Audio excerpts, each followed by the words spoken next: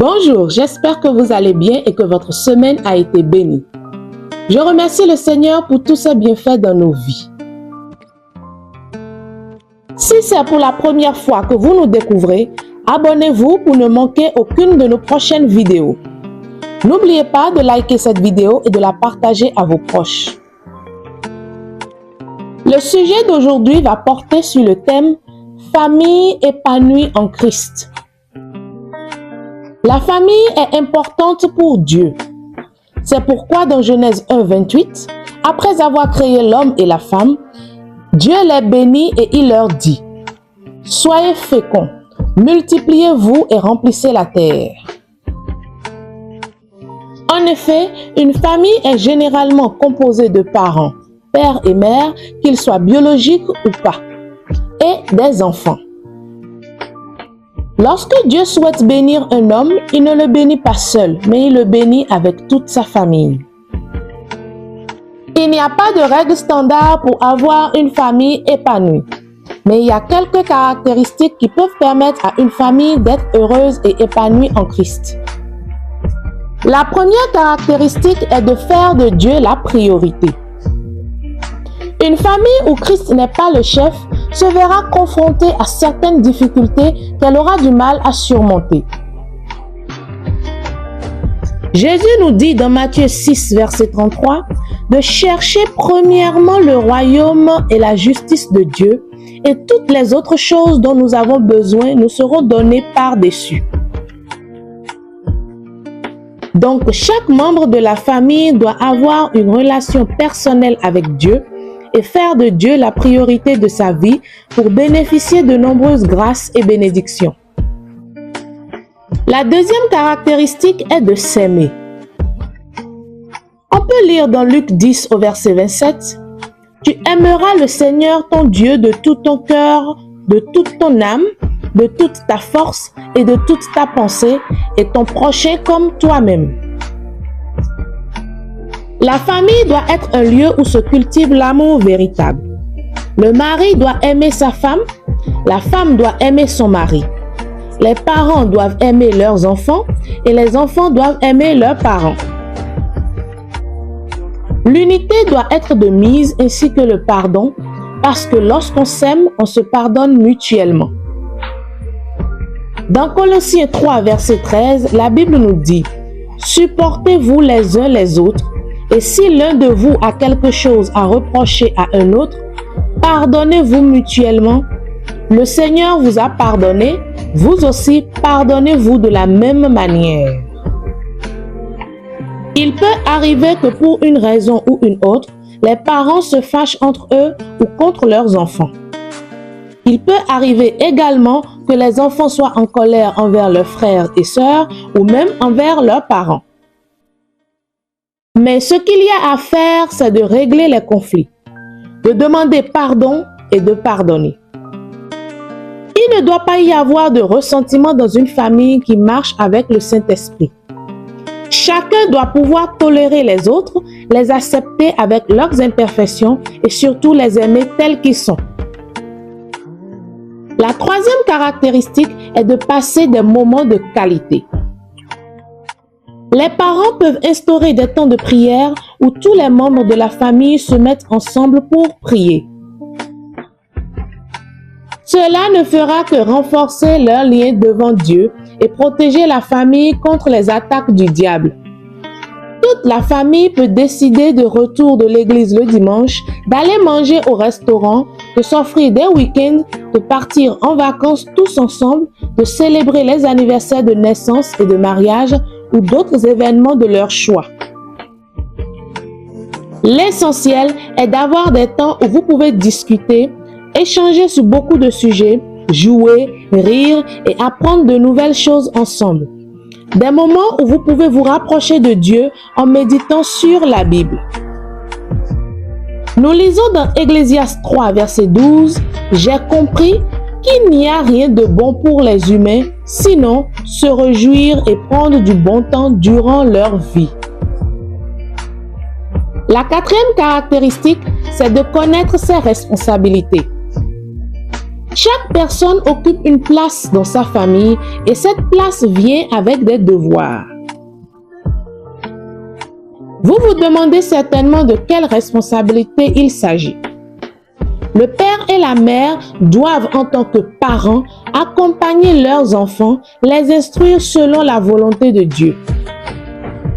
Proverbe 22, verset 6 nous dit: Instruis l'enfant selon la voie qu'il doit suivre, et quand il sera vieux, il ne s'en détournera pas. Le Seigneur a un plan pour chacun de nous et il donne l'autorité aux parents de mettre leurs enfants sur la voie qu'il a tracée pour eux.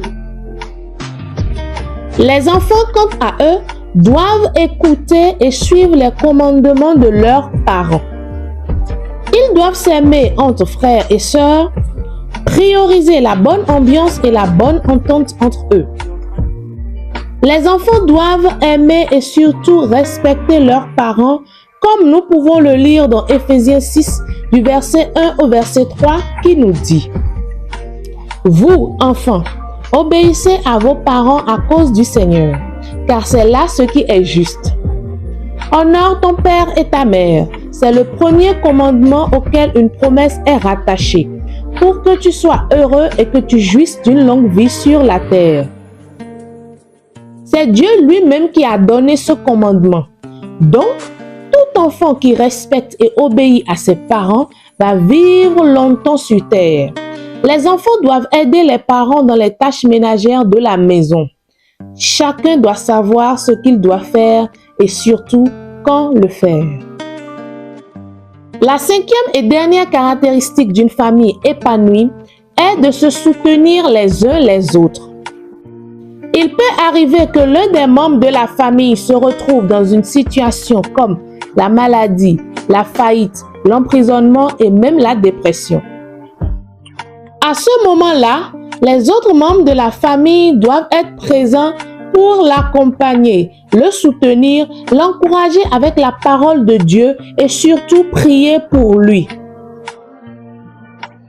Lévitique 25 en son verset 35 nous dit: Si ton frère devient pauvre et que sa main fléchisse près de toi, tu le soutiendras, tu feras de même pour celui qui est étranger et qui demeure dans le pays, afin qu'il vive avec toi.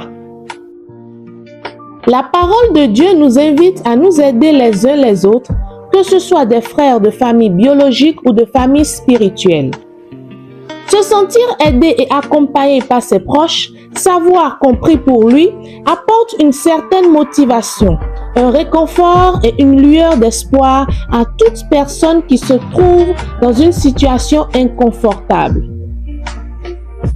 Dans Galates 6, verset 2, on peut lire: Aidez-vous les uns les autres à porter vos fardeaux. De cette manière, vous accomplirez la loi du Christ. Vous voyez donc que dans une famille, on doit pouvoir se supporter, se soutenir et se relever les uns les autres. Cette vidéo vous a parlé? Alors mettez le pouce et partagez la vidéo aux membres de votre famille pour qu'ils soient aussi édifiés. Pour résumer, les 5 caractéristiques pour avoir une famille épanouie en Christ sont: faire de Dieu la priorité, s'aimer les uns les autres, passer des moments de qualité, connaître ses responsabilités et se soutenir mutuellement. Avant de finir, voici quelques exhortations. Chers parents, prenez garde aux paroles que vous dites à vos enfants quand vous êtes fâchés. Ayez l'habitude de toujours encourager vos enfants afin qu'ils puissent avoir une bonne estime de soi. Cultivez l'amour entre les frères et sœurs. Qu'un enfant ne se sente pas moins aimé que son frère ou sa sœur. Chers conjoints, aimez-vous les uns les autres comme Christ vous a aimé. Faites de Dieu la priorité de votre foyer. Apprenez à vous tirer vers le haut et sachez que vous êtes des modèles pour vos enfants. Chers enfants, jeunes adolescents, soyez indulgents envers vos parents. Parce qu'à ce jour, il n'y a pas une école où on apprend à être de bons parents. Rassurez-vous, vos parents font du mieux qu'ils peuvent et ils vous aiment. Que chacun soit conscient de ses responsabilités et que tous ensemble, vous ayez le regard porté sur Christ, lui qui est le seul et véritable amour dont vous avez besoin. Ensemble, prions.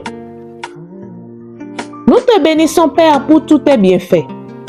Si tu as voulu que nous fassions tous partie de la même famille, c'est pour une raison et nous t'en sommes reconnaissants. Protège chacun de nous.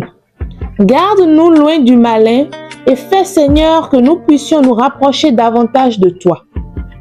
Que l'amour et le pardon soient notre partage dans le nom de Jésus-Christ. Amen. Merci de m'avoir suivi jusqu'à la fin. En attendant notre prochain rendez-vous, n'oubliez pas, fortifiez-vous, n'ayez crainte car Dieu est avec vous. Soyez bénis.